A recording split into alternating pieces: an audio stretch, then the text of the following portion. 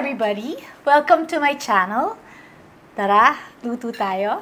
La la la la la la la la la la la la la la la. Chopping veggies on the board, tears do fall, it's onion. So today we're gonna cook roast beef or lechong baka.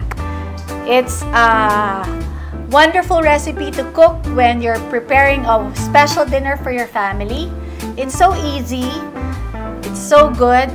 Yun nga lang, medyo mahabang proseso. This is a recipe that you must try because it's a wonderful recipe. It's so good. It's so simple. It's easy to do. All you need is a little patience. Pero promise, mabibilib sila. So tara, luto tayo. So first step is you brine the beef in seasoning and Worcestershire. So this is 1.5 kilograms of beef. Ang ginamit ko is mga 3/4 cup of seasoning and 3/4 cup of Worcestershire. Tapos ang sistema nun is pag brinain mo siya, you make sure kasi hindi naman siya malulubog eh. Hindi malulubog yung buong meat dun sa brine. So pwede mo sigurong gawin every half a day, iikot mo siya. Para yung kabilang part naman yung mabrine. Kasi pag yung isang part lang, hindi magiging uniform yung lasa niya. So, ang ginagawa ko, after 12 hours, or i-flip mo siya para lahat siya mabrine.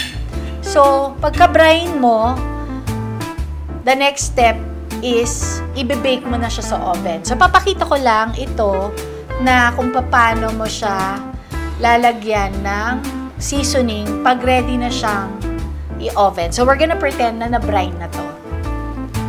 First step is you put the softened butter with the garlic. Yung garlic, I used 5 bulbs of garlic. Ganong karami. If you can add some more, the more garlic, the merrier. Lahat ng dish, pag dinagdagan mo ng garlic, lalong sumasarap. Tapos lagyan natin ng 1.5 cube na beef cube. Tapos i-ano mo na, i-mash mo siya with your hand. Kasi pag hindi mo siya minamash with your hand, mas mahirap. Kuwari na brine na natin siya. And then, make pockets around the beef para dun mo ilalagay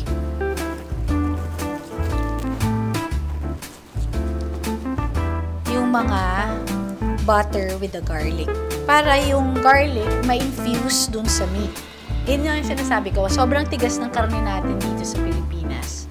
Kaya 3 kilos yung ginawa ko sa na meat. Tapos 9 hours ko siya niro-roast inside the oven. Lalagay mo yung butter, pasok mo sa pocket.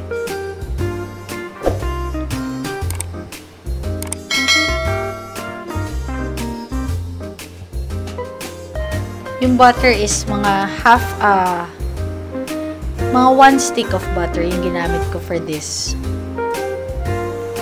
1 stick is mga 110 grams.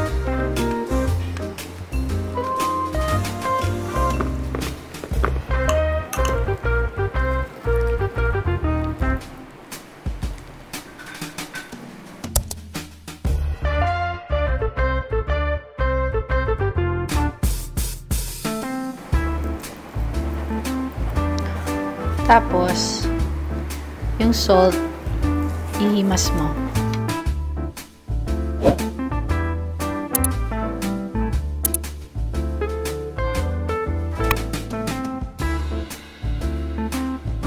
Ready na siya.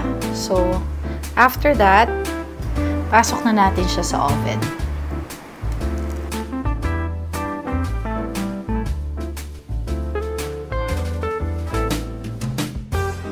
After preparing, lagay na natin siya sa aluminum pan or any pan that is oven safe.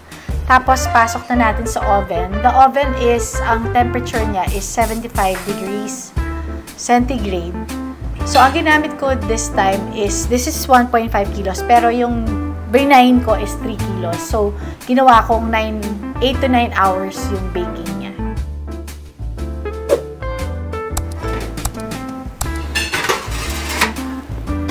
$75 degrees.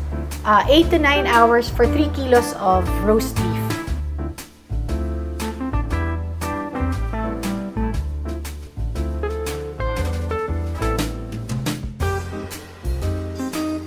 Tara, tikman natin.